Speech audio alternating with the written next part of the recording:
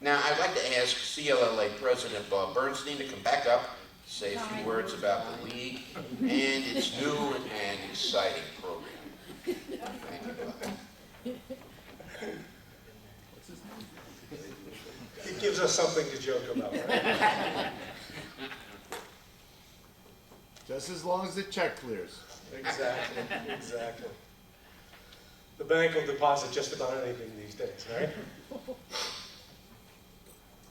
So here we are at the fall conference, the fall collections conference of the League, and you've read and heard about the great networking opportunities that Warren and Les have arranged, and the educational offerings that Tim and Wanda and the Education Committee have slated. There was another program that I wanted to add, but I couldn't quite find the right time or place, so I decided to make it now.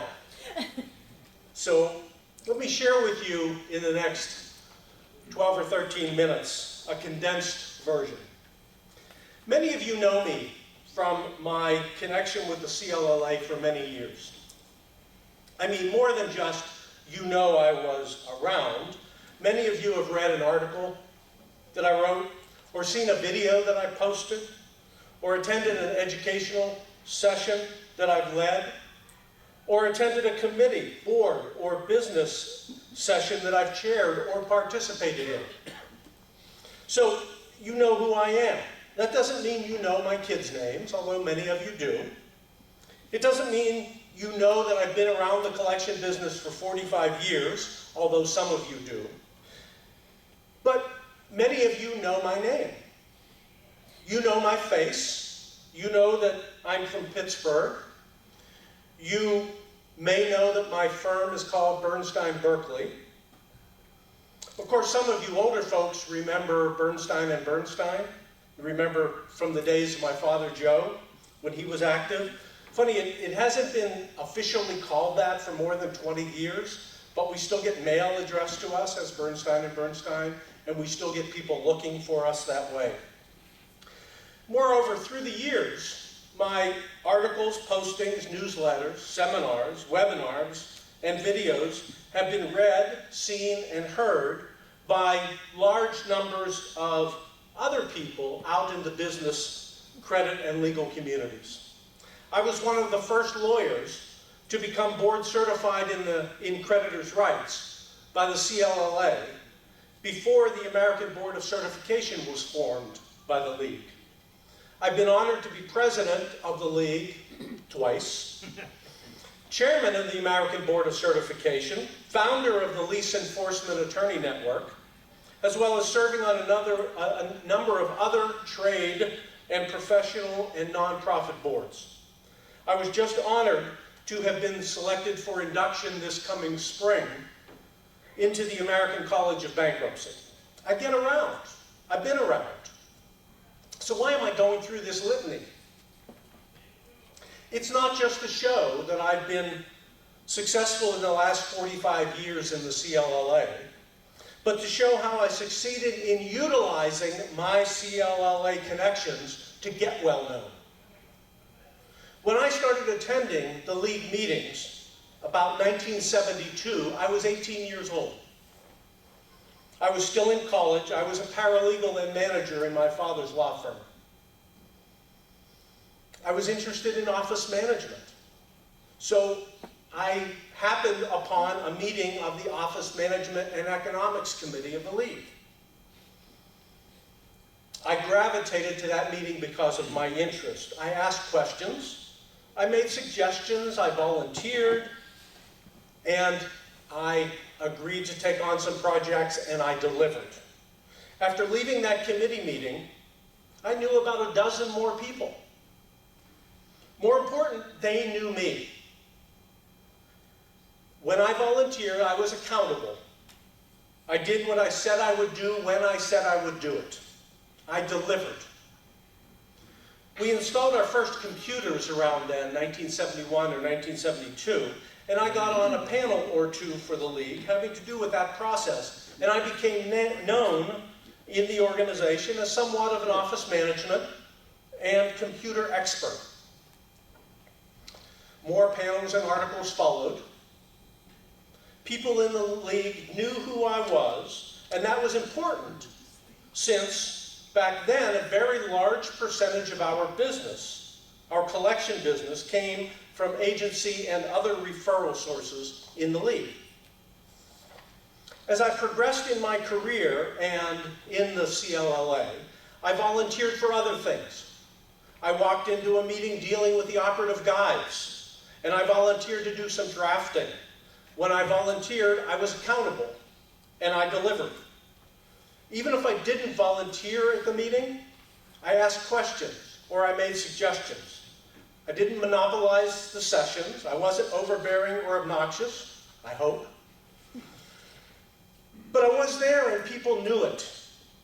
When I asked a question at a meeting or a large group, I always made it a point to stand and say my name and the city that I came from before I made my comment or asking my question.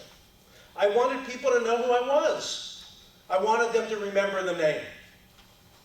All right, so let me pause here and make clear why I'm talking about this and what I'm talking about. When someone has a piece of business in Western Pennsylvania, Pittsburgh, I want them to think of Bob Bernstein or Bernstein Berkeley.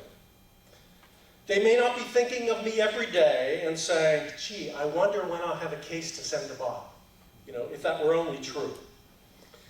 But when they think Pennsylvania or Pittsburgh, I want them to think Bernstein. Even if they don't think that. When they look on a law list, or they look at the member directory of the league, or they do a Google search, I want them to at least recognize Bernstein. I spent the last several minutes telling you things about me and my history. Principally, I'm trying to get you thinking about the little things that might help you get your name in front of people and in their consciousness.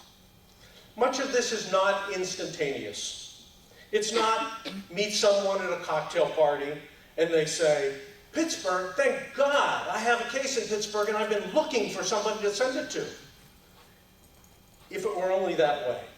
Maybe, if you're lucky, that happens. But it is a regular, consistent marketing and getting your name in front of people in as many different ways as possible, and over a long period of time.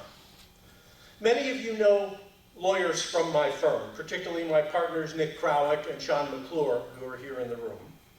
They're here, they're active, they volunteer, and they're also well-known. We've been successful in this business for many years. By successful, I mean that my partners and I get a regular flow of business from the sources we've cultivated over those years in the league and elsewhere.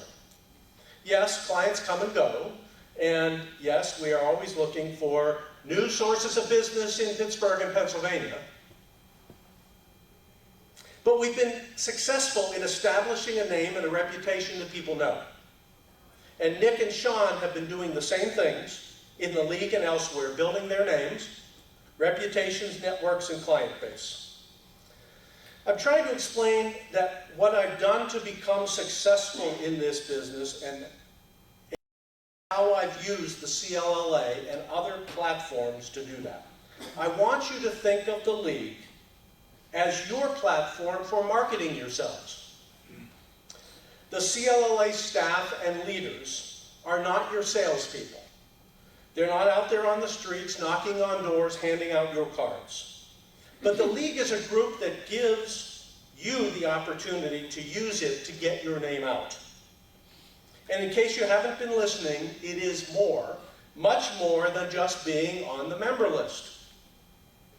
And although we want you to come to our networking events, it is more, much more than just the cocktail parties and the networking opportunity.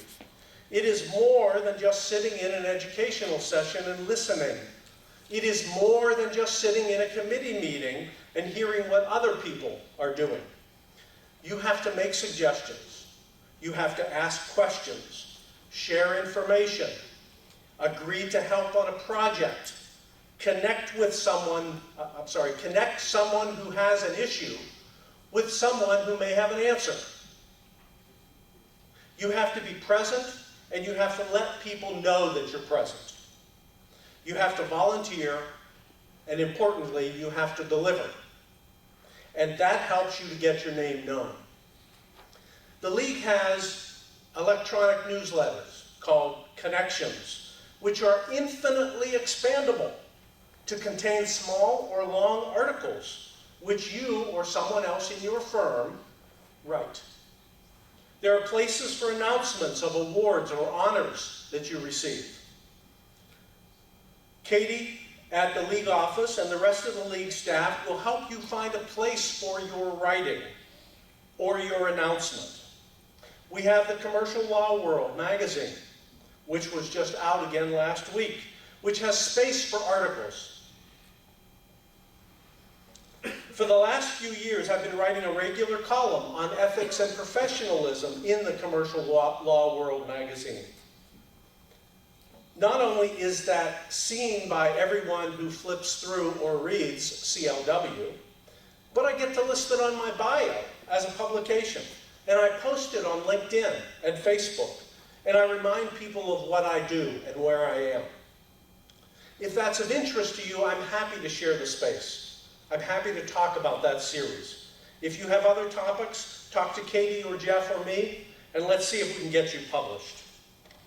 You see the wide range of educational offerings the league brings, not just at this meeting, but at other meetings, and by special invitation to other groups, and at webinars. Volunteer to be on a panel or to present a topic. You'd be surprised at how easy it is to talk about something that you know well. Talk to Tim Wong or Jeff or me about getting involved. How many of you are on LinkedIn? Good. How about Facebook? I think more on LinkedIn than Facebook. That's interesting. How about Twitter? Okay. How about nothing? Don't miss out on this opportunity to use the league's platforms to get your name out there on the internet. Join the CLLA LinkedIn group. There are currently about 840 members, not all league members, on that group. They will see your posts and your comments when you post them. Commenting on posts or starting discussion is a great way to get your name spread among the hundreds or thousands of people who will look at these things. Will that get you a case this afternoon? Probably not, but it will help you get cases next month and next year. It's a small amount of work which can also be intellectually stimulating, incidentally, which will pay off. Yes, you have to work. You have to stand up. You have to say your name. You have to volunteer. And you have to deliver. You have to do what you say you're going to do when you say you're going to do it. You've heard people say that you make your own luck. I've recently told some people the story of the guy who every day prays to the heavens to win the lottery. Please let me win the lottery. Please let me win the lottery. But he never wins. One day, he says, please let me win the lottery. And the clouds part, and there's a clap of thunder, and a voice from above says, Bob, help me out. Buy a ticket. The league isn't a lottery, but it can provide you with opportunities to market and to make your own luck. It won't provide you with new cases every week or every month just because you're a member, but it is a platform from which you can market yourself and get known and stay in front of lots of people in our industry and others.